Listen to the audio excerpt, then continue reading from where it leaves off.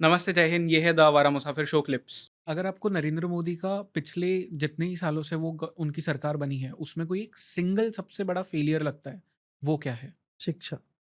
जब प्रोटेस्ट होता है कॉकरोच जनता पार्टी का और उसके जो लीडर्स होते हैं वो दोपहर को सब प्रोटेस्ट में सबको बुलाते हैं और खुद निकल जाते हैं, खुद थक जाते हैं धूप से।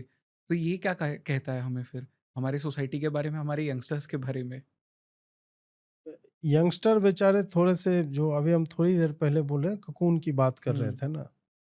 जब आपका पालन पोषण उस तरह से होता है ना कि आप प्रोटेक्टेड हो, हेविली प्रोटेक्टेड हो हर चीज से, आप वैक्सीनेटेड हो हर चीज से, और वैक्सीनेशन के बाद भी आपको एक्सपोज नहीं किया जाता है कि अरे नहीं कहीं कुछ हो हम्म। जाएगा। फिर क्या होता है कि क्रांति की भावना तो आ जाती है, क्योंकि क्रांति की भावना के पीछे का जो लक्ष्य होता है वो सदैव ही अपनी प्रसिद्धि होती है कि मैं चैड बन जाऊंगा, मैं नया भगत सिंह बन हम्म। जाऊंगा। भगत सिंह के पाँव में बेड़ियां होती थी, ठीक है, और सावरकर जो है कोल्हू में बैल की तरह पिसते थे। गांधी जी पैदल चलते थे। Not that I like him, but still क्रांति करनी है पैदल चल, कुछ तो तुम इन लोगों का क्या है कि मतलब डिजिटली भी they are not well to do, एक तरह से यदि कहा जाए। हम्म। वेल टू डू मतलब जो डिजिटल पे भी वो ढंग से कुछ कर नहीं रहे हैं।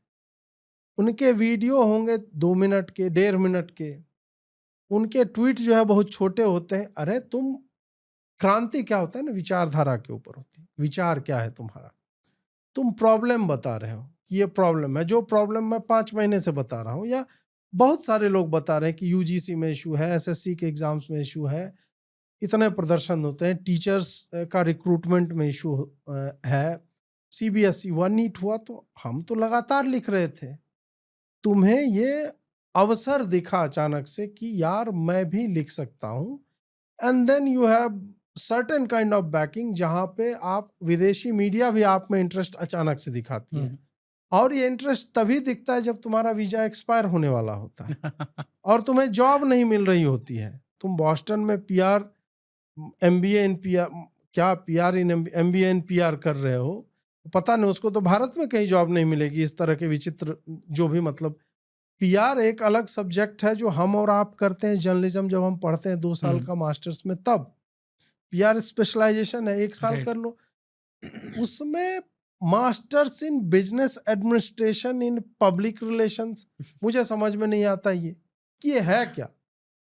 ऐसे कोर्सेज केवल बच्चों को चूतिया बनाने के लिए होता है कि वो पैसा जो है वो मिल जाएगा हमको हम्म। कुछ, और बच्चे को एक डिग्री मिल जाएगा बॉस्टन से, एमबीए एनपीआर। करोगे क्या तुम इसका? और कुछ है तो भाई पहले जॉब करके दिखाओ, डू समथिंग, ताकि तुम्हारी कुछ क्रेडिबिलिटी बने। अरविंद केजरीवाल भी आया था तो उसके पीछे वो बहुत लंबा काम किया था, आरटीआई हम्म। को लेके, बहुत सारी चीजों को लेके। ठीक है, वो भी फोर्ड फाउंडेशन फंडेड है, फलाना ढिमका है, दैट असाइड। बट उसमें भी जिस डीप स्टेट ने या जिसने भी फेथ दिखाया, उन्होंने कम से कम ये तो देखा कि ये बंदे की क्रेडिबिलिटी पीछे की है। हम्म। अब हम इसको कॉम्प्रोमाइज करने जा रहे। तुम्हारी क्या है भाई? तुम्हारे साथ का आदमी, वो मेघनाथ करके था, हम्म। उसने बताया कि ये लोग एक ट्वीट के बियॉन्ड पढ़ नहीं पाते हैं। आर्टिकल पढ़ने देता हूं कि भाई, वही जो क्रांति वैचारिक होती है, विचार कहाँ से है? ट्वीट से विचार नहीं बनता है। विचार आप लेखों से, बड़े बड़े विश्लेषण पढ़ने से, या आपका अपना माइंडसेट अगर अच्छा होगा, आप स्वयं विश्लेषण करने योग्य होगे, आप खुद लिखोगे लंबे विचार। हम्म। और मौलिकता में जो बात होती है वो कहाँ है इनके पास? 2 मिनट के वीडियो में 8 बार तो कट मारते हैं ये, और फ्रिवलस बातें, सतही बातें केवल लिखी जाती हैं इनके ट्विटर अकाउंट से। तो न डेप्थ है तुम्हारे में, ना तुमने आज तक प्रूव किया अपने आप को कि you have done something good for the society और योरसेल्फ। हम्म।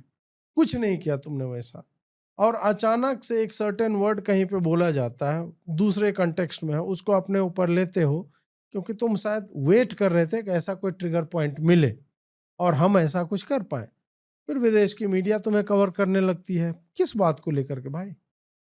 और आए तुम तो 3 घंटे से ज्यादा चल नहीं पाते हो, क्योंकि चाहे तुम मोदी को कितना क्रिटिसाइज कर लो, या for that matter any leader जो पब्लिक लाइफ से घिस घिस करके ऊपर उठा है, उन्होंने पसीना बहाया है, खून भी बहाया है, पैसे खर्च किए हैं, ऑर्गेनाइज किया है लोगों को।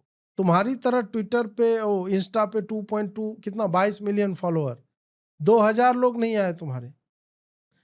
1/3 पुलिस वाले थे, 1/3 हमारे आपके जैसे लोग थे जिनको देखना था कि हो क्या रहा है, और 1/3 ऐसे लोग थे जो लौंडा है और शर्ट काट के वहां पहुंच गया है कि हमको कोई जो है देख ले।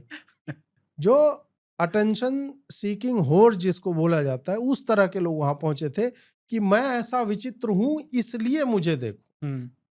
ये कंसर्न, कॉकरोच की स्पेलिंग नहीं पता है उनको, नॉट दैट कि इट मैटर्स की स्पेलिंग पता हो तभी जाए, लेकिन तुम शिक्षा मंत्री के इस्तीफे की बात कर रहे हो तो तुमको कम से कम इतना पता होना चाहिए कि भारत का उपराष्ट्रपति कौन है।